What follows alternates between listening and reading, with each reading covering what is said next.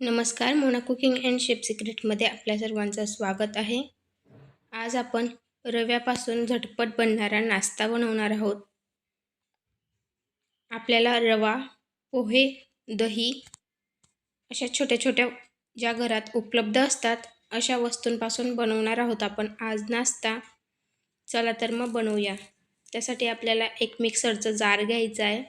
त्याच्यात आपण 1 वाटी रवा टाकू. 2 चमचे ताजं दही टाकू. फ्रेश दही घ्यायचं आहे. आंबट असलं तर कमी करावं लागतं. आणि 2 चमचे पोहे.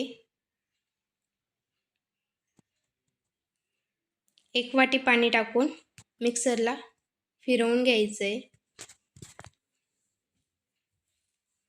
बारीक पेस्ट बनवून घ्यायची आपल्याला अशा पद्धतीने. बघू शकता मस्त पेस्ट बनवून तयार झाली आपली. आता ही पेस्ट आपण एका बाउलमध्ये काढून घेऊ.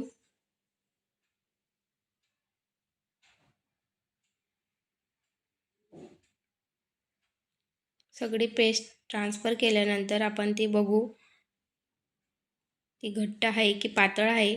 त्या अंदाजाने थोडंसं पाणी वाढवायचं आहे. थोडीशी जास्त घट्ट वाटत होती म्हणून मी थोडंसं पाणी वाढवलं आहे त्याच्यात.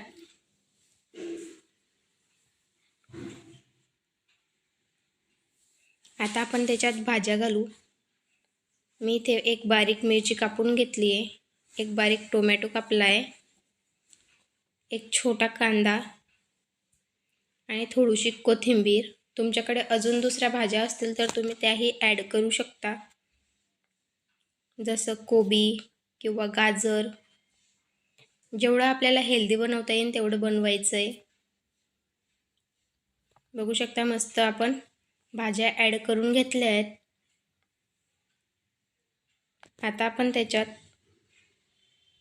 थोडं जिरं, चवीनुसार मीठ आणि बेकिंग सोडा टाकू, खायचा सोडा.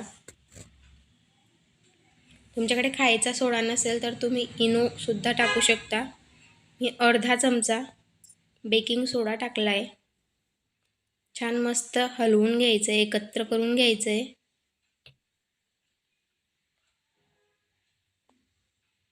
अशा पद्धतीने मस्त एकत्र करून घ्यायचं आहे. त्याआधी चॅनलला लाईक, शेअर, सबस्क्राईब करा, जेणेकरून अशाच पद्धतीने नवीन नवीन व्हिडिओ तुमच्यापर्यंत पोहोचत राहतील.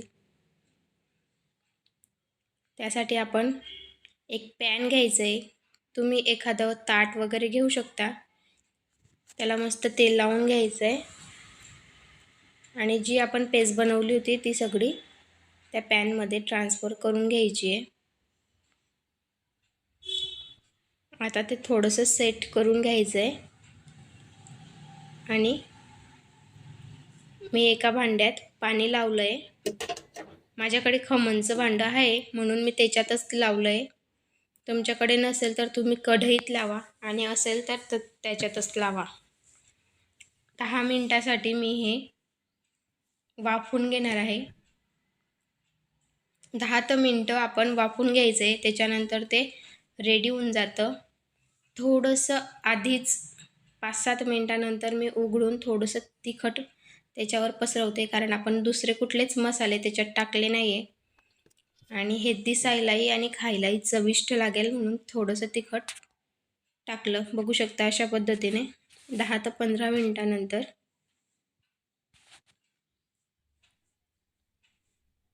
आता आपण याला कट करून घेणार आहोत. मी त्याला अशा पद्धतीने कट करते. तुम्हाला जशा पद्धतीने आवडेल तुम्ही तशा पद्धतीने ते कट करून घ्यायचं आहे. तुम्ही असंच सुद्धा खाऊ शकता किंवा मी जसं बनवते तसंही बनवू शकता. हे वाफवलेलं सुद्धा आपण असंच खाऊ शकतो, पण मी थोडंसं त्याला तव्यावर शेकून घेणार आहे. बघू शकता अशा पद्धतीने खाली अजिबात लटकलेलं नाही आहे. मस्त असं परफेक्ट बनवून तयार झालं आहे. मी गॅसवर एक पॅन ठेवलं, त्याच्यात थोडंसं तेल टाकलं आहे आणि आपण आता आपला नाश्ता थोडासा परतून घेणार आहोत. दोघं साईडने शेकून घ्यायचं आहे. हळूवार मस्त पलटून घ्यायचं आहे. एक बाजू झाली आपली, दुसरी बाजू ही तशाच पद्धतीने पलटून घ्यायची आहे. त्याआधी चॅनलला लाईक, शेअर, सबस्क्राईब करा, जेणेकरून अशाच पद्धतीने नवीन नवीन व्हिडिओ तुमच्यापर्यंत पोहोचत राहतील. बेल आयकॉन प्रेस करायला विसरू नका. तुम्हाला जशा पद्धतीने आवडेल तशा पद्धतीने तुम्ही आता कट करून खाऊ शकता. थोडंसं त्याला क्रिस्पीपणा आला की आपण कट करून घ्यायचं आहे. ते गरम गरम आहे म्हणून कट नाही करता येते, तुम्ही थंड झाल्यावर सुद्धा कट करू शकता. अशा पद्धतीने बघा.